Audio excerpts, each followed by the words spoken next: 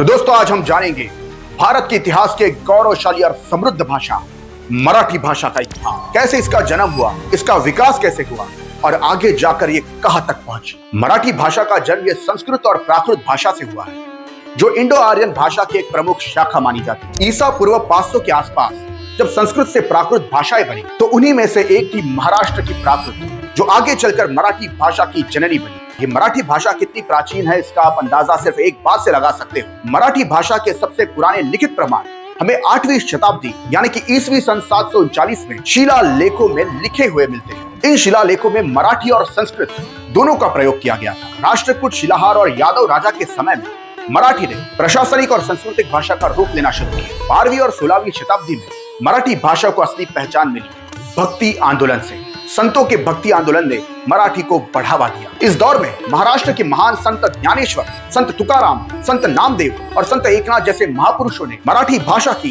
धार्मिक और सामाजिक रचनाएं की। श्रीमद् भगवद गीता की मराठी में टीका करने वाले संत ज्ञानेश्वर महाराज थे, जिसे कि ज्ञानेश्वरी भगवद गीता भी कहा जाता है। ये मराठी भाषा का एक सबसे बड़ा आधार स्तंभ मानी जाती है। इन महान संतों ने मराठी भाषा को जनता की भाषा बना दिया। उन्होंने भगवान, भक्ति और समाज सुधार के विचार मराठी भाषा में सरलता से प्रस्तुत किए। मराठी भाषा की जड़ें हिंदू संस्कृति और धर्मों ग्रंथों में भी दिखाई देती है।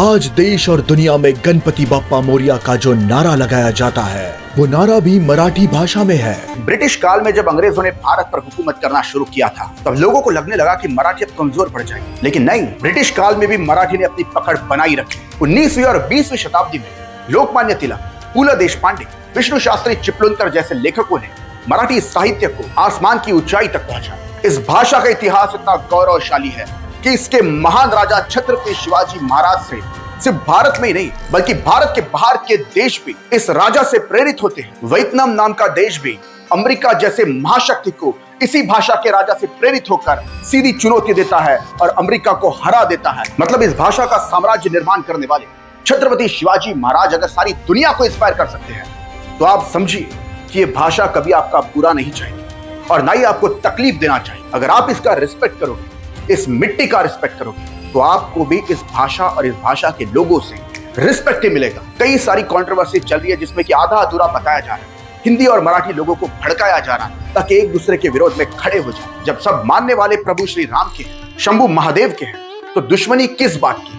अगर आप महाराष्ट्र में रहते हो तो आपको मराठी का रिस्पेक्ट करना चाहिए और इस भूमि का भी रिस्पेक्ट करना चाहिए। पंजाब में रहते हो तो पंजाब का रिस्पेक्ट करना चाहिए, बिहार में रहते हो तो बिहार का रिस्पेक्ट करना चाहिए, राजस्थान में रहते हो तो राजस्थान की मिट्टी का, उनकी मातृभाषा का रिस्पेक्ट आपको करना चाहिए। ये बात अगर सारे लोग ठीक से समझ ले तो ये विवाद बिल्कुल खत्म हो जाए। आज मराठी भाषा महाराष्ट्र और गोवा की राजभाषा है। भारत में लगभग 8 से 9 करोड़ लोग मराठी बोलते हैं। मराठी सिर्फ एक भाषा नहीं बल्कि संस्कृति, इतिहास और संघर्ष की एक पहचान है।